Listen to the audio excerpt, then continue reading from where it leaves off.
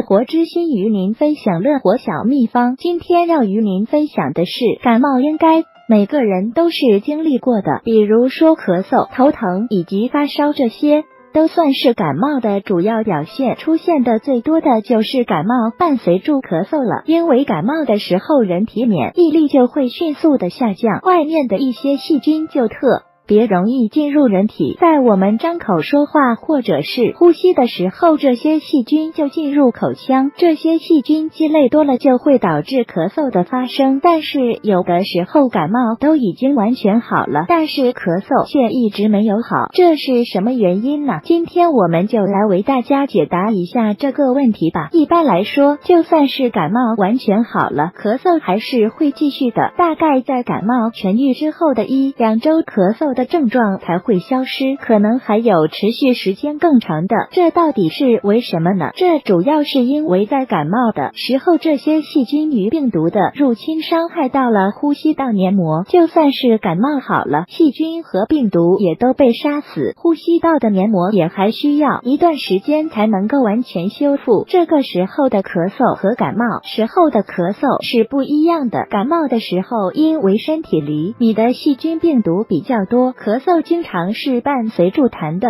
嗓子也是非常难受的。但是感冒好了之后就不会再咳痰了，就是纯粹的前咳。前咳如果很严重的话，又会损伤到呼吸道，形成一个恶性循环，好转的时间就要更长了。所以感冒好了之后也要注重一下咳嗽的问题，可以喝一点止咳或者是润肺的东西，这样咳嗽就不会那么严重了。很多人认为感冒好了就不用管咳嗽的问题，因为感冒好了也就意味着免疫系统以及修复，咳嗽也是可以自愈的，就不理会咳嗽这个问题。一直这样的话，咳嗽的问题就会越来越严重，可能刚开始的时候还没有痰，一段时间以后可能又有痰的出现。所以就是感冒好了，咳嗽没有好，还是不能大意，这个时候是可以服用一些治疗咳嗽的药物的，不然咳嗽变得严重也会引发其他的一些疾病。所以大家一定要重视咳嗽这个问题，感冒好了，呼吸道没有完全修复好，咳嗽就不会好，这就是为什么一直咳嗽的原因。在感冒好了之后的那段时间，一定要注意保护自己的咽喉，必要的话还是要服用一些药物，这样痊愈的速度会快一点。大家一定要记住哦，不要忽视咳嗽的问题。以上就是本期的所有内容，别忘了与好友分享乐活之心，祝您快乐每一天。